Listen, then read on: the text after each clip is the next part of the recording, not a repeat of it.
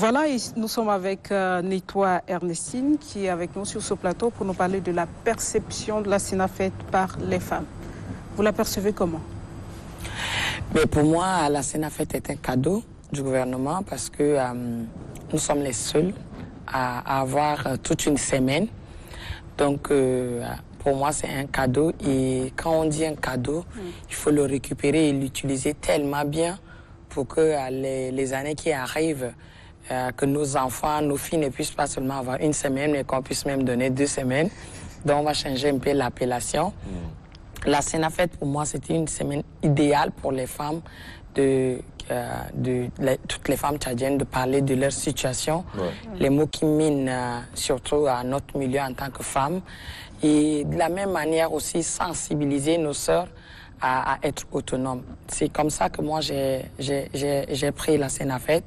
Et à travers mon organisation, j'essaie chaque année de trouver quelque chose et aller au front pour être utile. Donc j'ai nommé Sénafed à ma façon. C'est une manière pour moi d'être utile, c'est une manière pour moi de servir les autres et aussi les aider à arracher leur place dans la société. Donc pour moi c'est un cadeau et c'est un don. C'est un cadeau, c'est un don, on va considérer ainsi la Sénafed. On vous a vu dans les images à SAR et vous êtes là aujourd'hui. Qu'est-ce que vous avez eu à faire? Alors, à travers l'organisation que je préside, nous avons lancé un projet à 72 heures pour acquérir un métier et devenir autonome. Donc, place aux jeunes femmes vivant en milieu rural.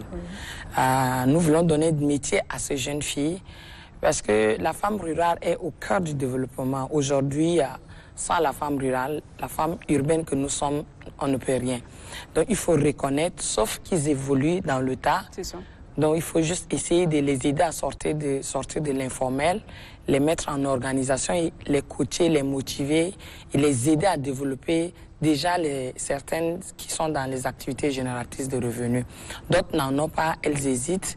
C'est la raison pour laquelle nous sommes allés à SAR pour motiver ceux qui ne sont pas encore motivés, former ceux qui n'ont pas encore de métier, aider à organiser ceux qui ont déjà des activités génératrices de revenus. Donc, c'était un moment très intense, comme toujours, et on se sent utile là-bas, en tout cas. C'est ça.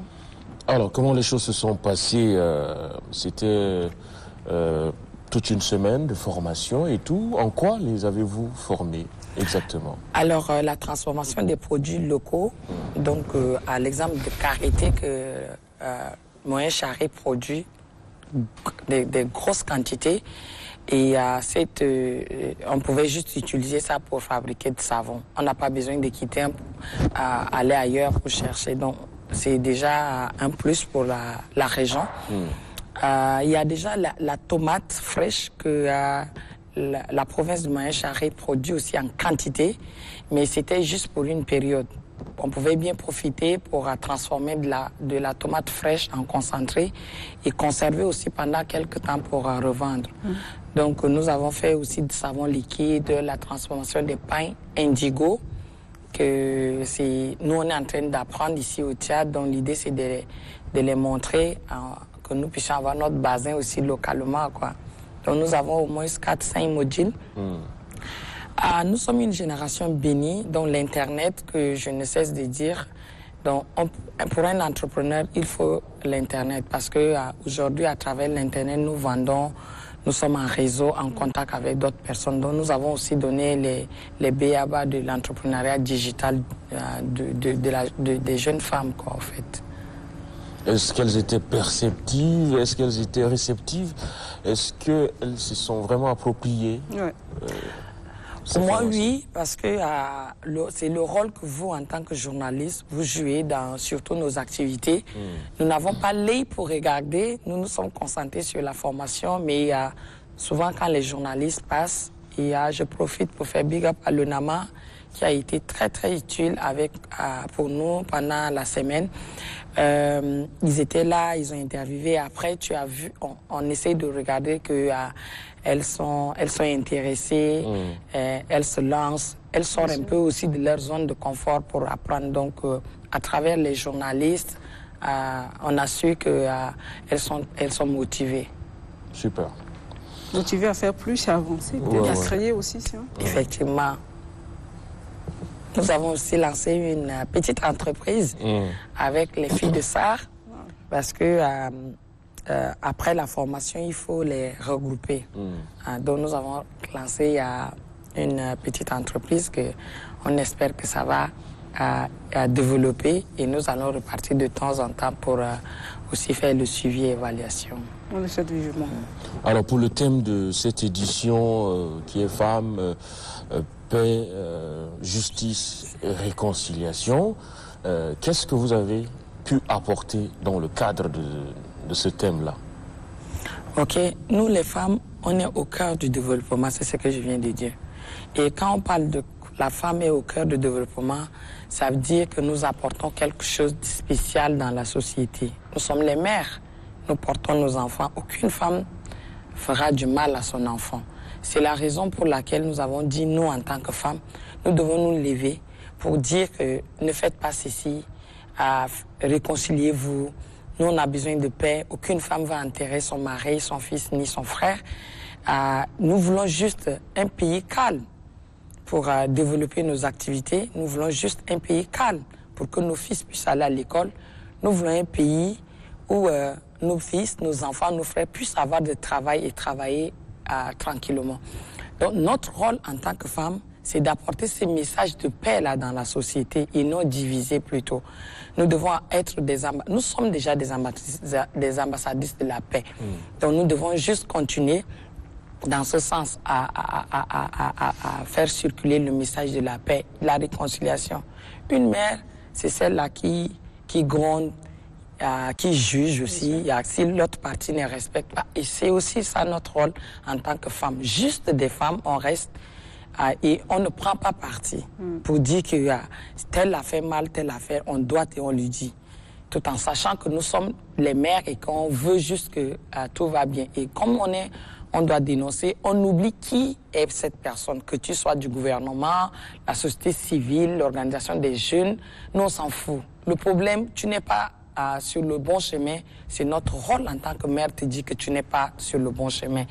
Et si, pour moi, toutes les femmes arrivent à prendre cette responsabilité-là, comme ça, et oublient leur chapeau de politique, d'appartenance à politique, ainsi, pour moi, le monde serait meilleur. Le Tchad serait meilleur. Ouais. À votre avis, qu'est-ce qui manque à l'épanouissement de la femme? C'est la place de la femme dans la société.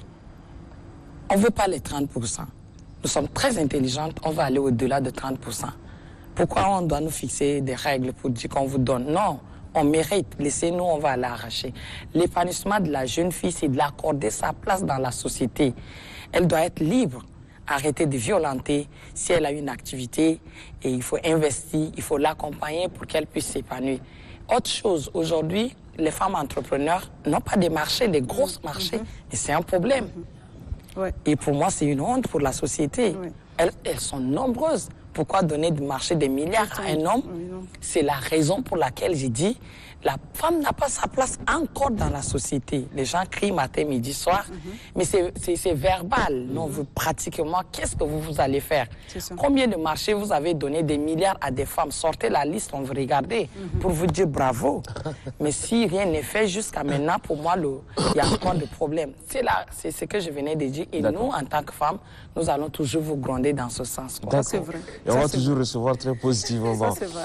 Alors, je suis d'accord pour ça. Nettoie Ernestine, qui est promotrice du festival Kuragoso, du week-end Entrepreneurship Day et tout, pour une jeune fille qui veut entreprendre, quel est le secret le plus important que Nettoie peut dire aujourd'hui à l'endroit des plus jeunes filles qui nous regardent pour se réaliser? Une belle question. À travers mes réseaux sociaux, je fais des vidéos, je fais des communications pour dire qu'il n'y a pas de secret. Il y a déjà les femmes Mousso. Donc, nous, les femmes tchadiennes, on est nées naturellement femmes Mousso. Parce que, parfait, il y a de cela à 20, 30 ans, à la majorité des femmes, leur place, c'est au marché. Il y a de cela 50 ans. La majorité de cette femme. Et donc, on est né autour de toi. Il y a déjà une voisine qui, souvent, elle sort et part au marché. Il y a déjà. Mais nous sommes dans un pays où il n'y a pas beaucoup de place pour les gens à la fonction publique, ni dans le secteur privé. Et donc, normal, tu as des besoins. Quand tu as des besoins, la première chose qui vient dans ta tête, mais c'est être autonome, avoir ton propre business. Ton propre business, ça peut être concombre que tu vas acheter. Ton propre business, ça peut être que toi-même, tu essayes de former les jeunes de ton quartier. Tu ouvres un petit centre pour dire que moi, je suis répétiteur. Amenez vos enfants. Ton propre business parfait, c'est laver les habits des voisins pour avoir de l'argent. Il faut juste sortir de sa zone de confort. C'est le mot en tout cas. Merci beaucoup, Nettoie. Sortir de sa zone de confort. On va sortir aussi de votre... Belle conclusion. Pour maintenant partir aux éphémérides avec Olive.